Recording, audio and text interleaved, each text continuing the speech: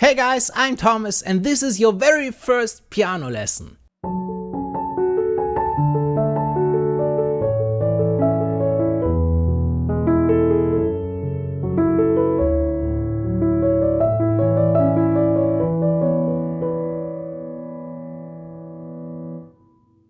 I created an ebook for you guys, a full comprehensive ebook. You probably need to pay 30, 40 or even $50 if you go on Amazon for this ebook. You can get yours for free. Just click the link in the description to download it. And now enjoy your first piano lesson.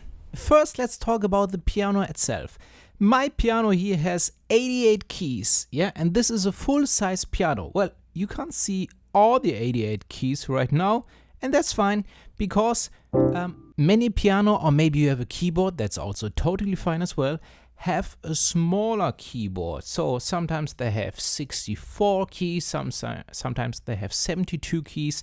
But no matter if you have a full-size acoustic piano with 88 keys or a smaller one or a keyboard, you can apply everything I teach in this lesson with your instrument. Okay, now let's talk about the piano key names. And that maybe will surprise you because the piano key names are the same as the alphabet, as the letters we have. We have A, B, C, D, E, F, G. Okay, but we stop at the G because after the G, repeat the same. A, B, C, D, E, F, G. And so on, A, B, C, D, E, F, G. So it's really like the beginning of the alphabet, it's just letters. But how do you know which letter is assigned to which key? And this brings us to part number 3. How to find any note on the piano. And here's a trick, because this is the part where the black keys come into the game the first time. Because as you can see, we have all the groups of black keys. We have the 2 black keys, then we have 3 black keys, 2 black keys, 3 black keys, and so on, all over the piano, all over the keyboard. No matter which size you have, it's always the same, right? And that makes us find the notes on the piano, because what we are picking now is one group of 3 black keys. We take the middle one and then go to the right, to the white key on the right, and this is the A. And now you can count A, B, C, D, E, F, G, and you can find all the notes on the white keys. We come later again, back again to the black keys.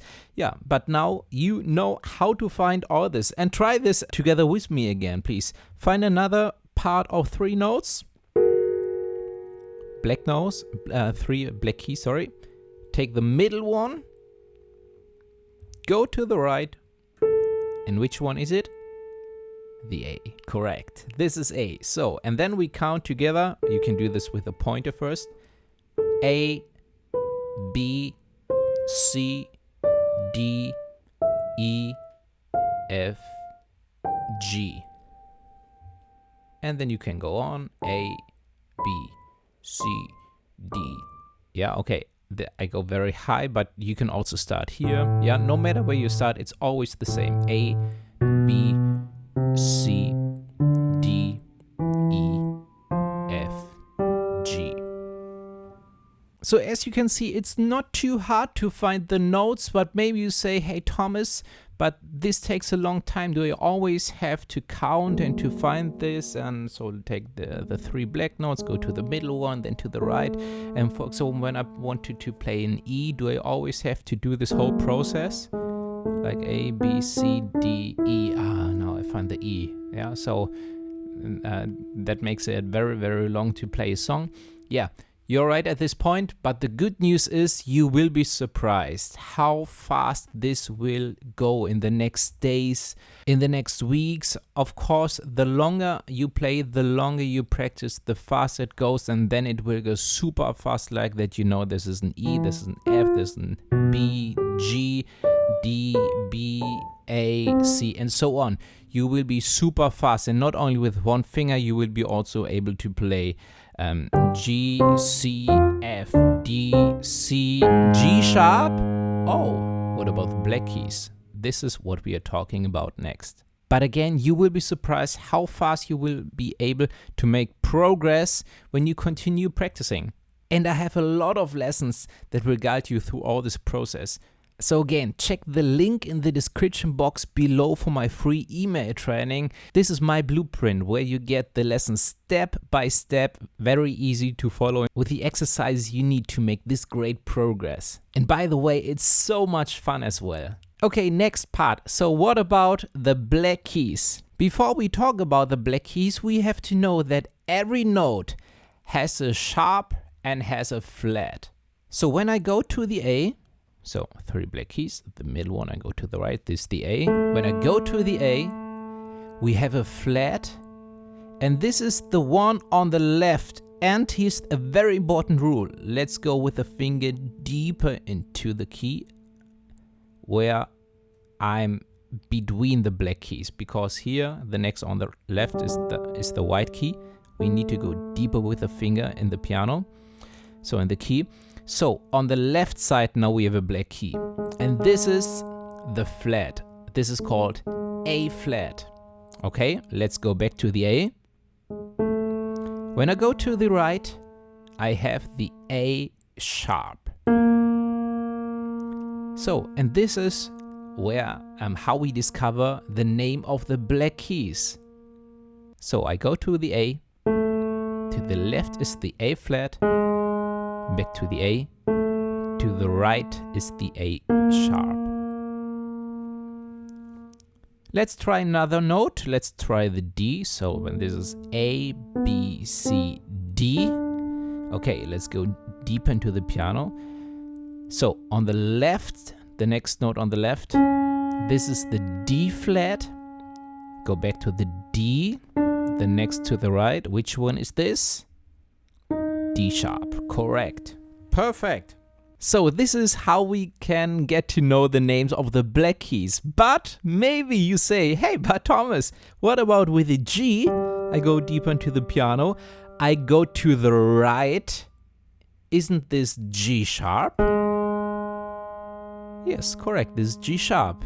But then you say, but Thomas, before you said that this key is A flat, because when I go to the A to the left, this is the same key, this is A flat. And you're right. This key has 2 names. Well, at least 2 names. In a very advanced piano theory or music theory, this has even more names. The rule here is each key on the piano can have multiple names. Yeah, so when I go to the G to the right, this is a G sharp. When I go to the A to the left, this is an A flat. And it depends on a complex context of music theory. I have lessons for this as well, where I explain this step by step and in detail. Yeah, but it's a very complex topic, and it depends on the topic if we call this key A flat or G sharp. But for now, it's totally fine that you understand that a note can have multiple names. And when I say, hey, okay, we play the A flat now, that you know that we play this one. Okay, and this is how you can find all the notes on your piano. Okay, the last example, when we go to the B, we go to the left, and this is a B flat. Correct. And we go back to the B. So which one is the B sharp? This one. Correct. So this key is the B sharp and also the C, but in 99% of the cases, in 99.999% of the cases, we call this key a C. Yeah. So each key has multiple names. Maybe it sounds a bit confusing right now, but you will see very soon that it's much easier than it seems to be. Okay, let's talk about whole tone steps and half tone steps. I already shared a secret that I go deep into the piano with my finger so that I can meet really the next note when I go to the right. So, and the next key. So really when I go to the right here, the next key is the black one. And this is what is called a half-tone step, or maybe you can also call it half step or semitone step. So this is a half tone step. This one is the next half one step to the right. This one again, this one again, and this one again. Also we play one white and then again a white key. Yeah, because in most cases the half tone step is the next black, then again the next white, the next black, then again the next white, the next black, then again the next white key. But here, because we don't have a black key between, it's again the next white key. Okay, so these are half steps, half tone steps or semitone steps. Very important to know, because a lot of music theory is based on these half tone steps or semitone steps. So let's talk about the whole tone step or the whole step. And a whole step is always 2 half steps. So when I go here, 1 half and the next half, so we are on this key. The whole step is this one. From C to D is a whole step. So we can always count 2. So let's go on here. 1, 2. This is the next whole step. Let's have a look here. 1 and 2. Yes. And now we go from a white key to a black key, and this is also a whole tone step. Yeah. So the rule is pretty easy. Also here, a semitone step is always the next key on the right, or of course on the left. And a whole tone step are 2 semitone steps. We are nearly ready to play something, but first let's talk about finger numbers. But this is very easy as well, because we give each finger a number, and we start with the number 1, and these are our thumbs. No matter if it's on your right hand or the left hand, the thumb has number 1, then we count 2, 3, 4, and pinky is 5. Okay, 1, 2, 3, 4, 5. So why do we need the finger numbers? It's mainly for communication purpose. For example, when I play something like this, and I want to teach you this, then I can say in the right hand, play number 2, 5, 1. Yeah, that means the finger 2, the finger 5, and the finger number 1. So 1, 2, 3, 4, 5. We also use these finger numbers when we're practicing music with sheets. And as you can see on the sheets, there are small numbers about the notes, and these are the finger numbers as well, so that we know which finger we should use to play this note. And this is also very important because we have so many keys on the piano. Even if you have just a small keyboard, we have much more keys than finger available. So we very often have to reposition our whole hand, our fingers. For example, when I play a scale like this, you can see that here I use the thumb, my first finger here. I play the notes, and then suddenly my thumb has to play this F, so that I have enough fingers to play here, especially these 3 notes. Yeah, because if I don't reposition my hand, I just can only play in this area here. Yeah, but I want to play much more notes, and not only these 8 notes, but twice as much, and maybe also some chords. Yeah, so this is very important that we talk about these finger numbers. Great! And now we are ready to play something. And the first step before we play something is that we position the hand on the piano, on the keyboard.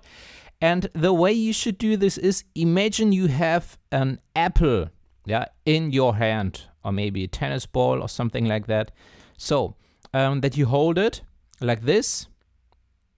Yeah, not like this and not like this, but like the apple, like the ball. Yeah, it's a really huge apple. Yeah, well, depending on your hand size, okay? But you have this perfect apple in your hand, and this way you place the hand on the piano so that the thumb is on the C. 3 black keys, the middle one go to the right, A, B, C. Okay? So this is where we place our thumb, the first finger, 1, and the other one, 2, 3, 4, 5, right side by side. So Another important tip for the finger position, is that we play the notes here with the fingertips. Okay, not with your nail. Yeah, and not what many girls love to do, that have long nails. By the way, many piano players have short nails. So not all of them, and you don't have, but it can help. But please pay attention that you don't place your hand too flat and not the opposite, not like this and not like this.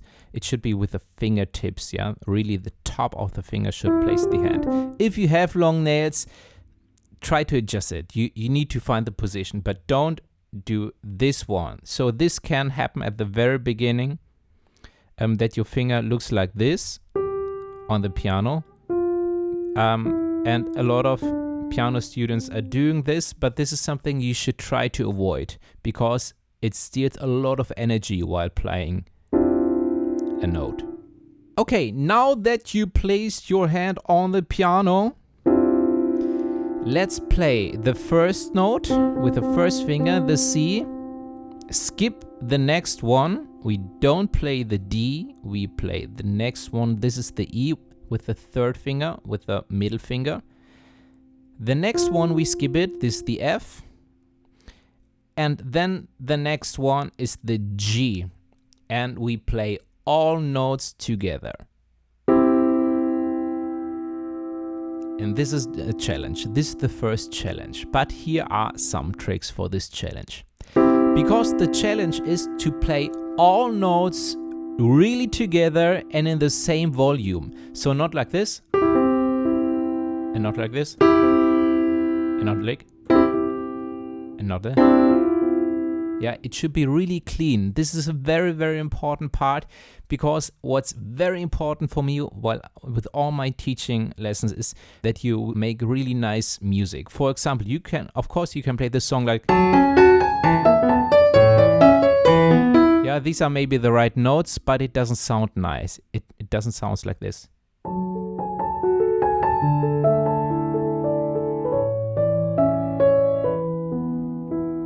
Yeah, and this is the reason why I say it's very important that you, from the beginning on, that you try to play it really nice and clean, all notes together, and all with the same volume, yeah?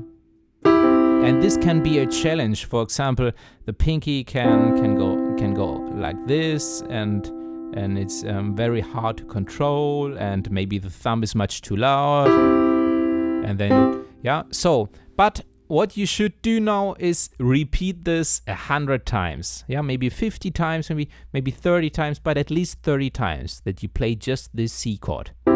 Take your time and just play this C chord again. And when I say 100 times, no worries, that doesn't take too long.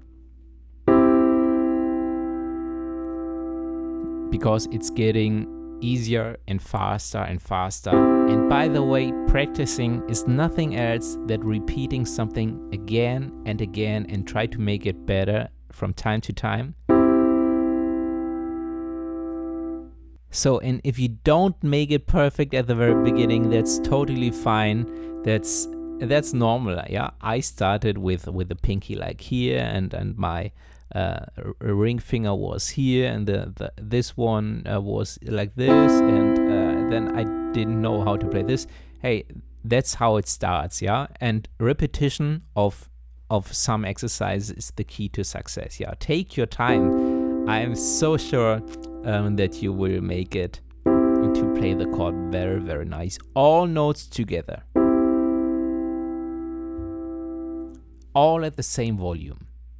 Okay, now that you know how to play a C chord, I want to show you how you can play every chord on the piano, every major and every minor chord. And this is the first time where the half tone steps, the semitone steps come back into the game, because we can choose any key on the piano. So let's say we take the A, 3 notes, the middle one, go to the right. So, and now we want to play an A major chord. because we can, from each note, we have a major chord and a minor chord. And the main difference is the sound of the chord. Yeah, so let's start with a major chord.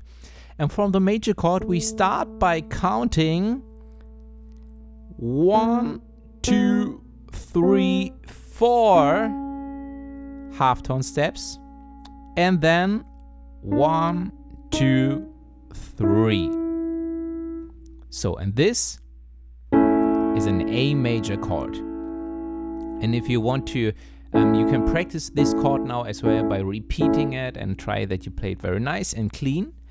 But I also want to show you how you can find a minor chord.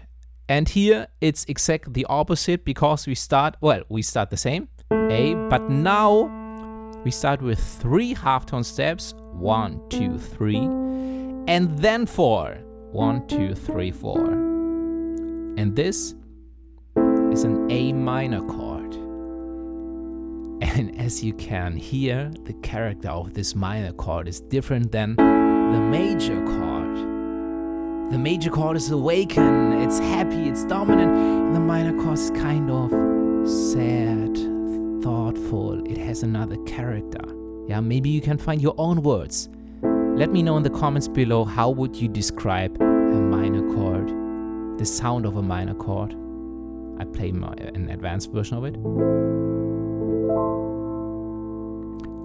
But how would you describe this atmosphere? How would you describe the atmosphere of a major chord?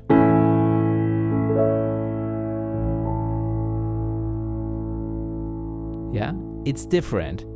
But it's always, no, it's not always the same, but it's the same from each key. So let's say, and now it's your turn, let's say we pick a D. So, how do we play a major chord from a D? Which one is it? Try to find it now.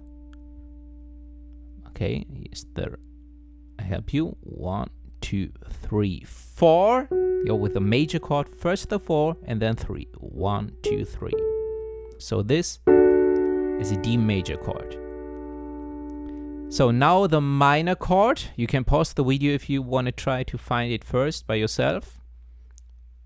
So we start with the D. 1, 2, 3. First 3 semitone steps, halftone steps, and then 1, 2, 3, 4. Okay, so with a semitone, with a minor chord, we have 3 semitone steps and then 4. And with the major chord, we have 4 semitone steps and then 3. Okay, super easy to remember, right? And here's another trick. When you know how to play a major chord, you can just take the middle one and go 1 halftone step to the left, and you have the minor chord. And when you know the minor chord, you can do exactly the opposite and go the 1 semitone step to the right. And then we have the major chord.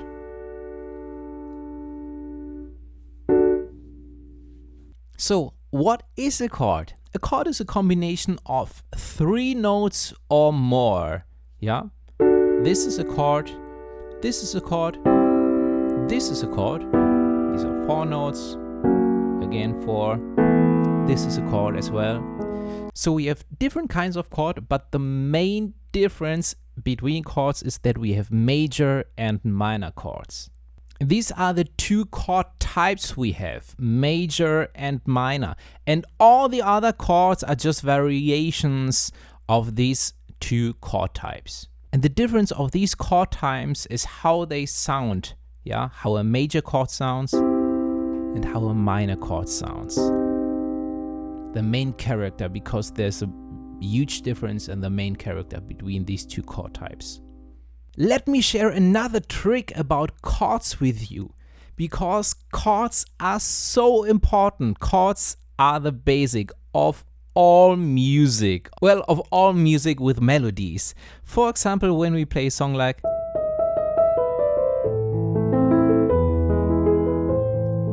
this, if you believe it or not, this is based on chords. And this is based on an A minor chord and on an E major chord. A minor and E major.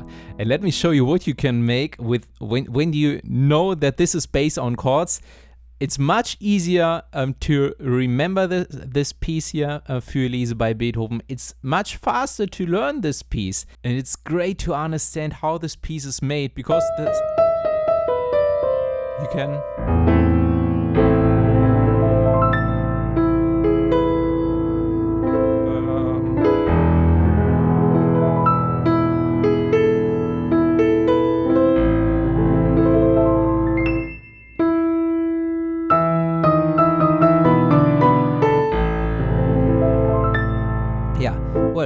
I'm only able to play it like this because I understand the chords behind this.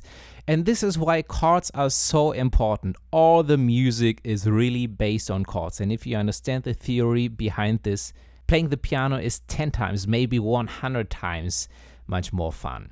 The good news, I have a lot of videos where I talk about all these topics, all very easy step-by-step guides, and you find them in my free email training. I link this in the description below.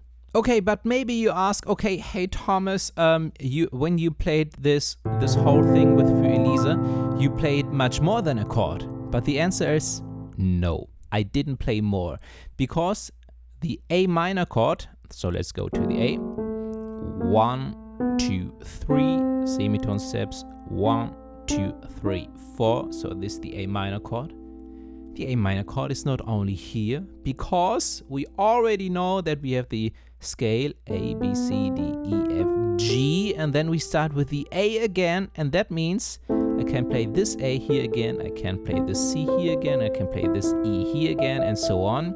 Yeah, I make this fast because you don't have to do this now. But now I have 2 A minor chords. Unfortunately, I don't have that much fingers that I can play more, but in theory, I can play all the A, C, and E's on my piano. And then I have this A minor chord. But, and here's the next step for this lesson, I use my pedal. Well, right now I have a super easy and cheap pedal for like $7 or so on my e-piano. Maybe you have a pedal on your real acoustic piano which is attached to your piano, which is gold and much bigger. And maybe you have even 3 pedals, and then the main one is the one on the right. Maybe you don't have a pedal, and in this case I highly recommend to get one. Yeah, you can get one on Amazon, and Guitar Center, music store. Just search for pedal or sustain pedal, because this is a very important piece. Every piano player uses this, and what this does is when I play the A and when I leave the key, the note stops playing, right? But when I press the pedal now with my finger, but of course usually I use it with my foot. I press it, I play the A, I leave the finger, but the sound keeps playing until I leave it. Okay? So, and this pedal allows me, when I put it back on the floor, to play an A, C, E, and the notes keep sounding, and I play A, C, E, A, C, E, A, C, E, A, and this is all my A minor chord.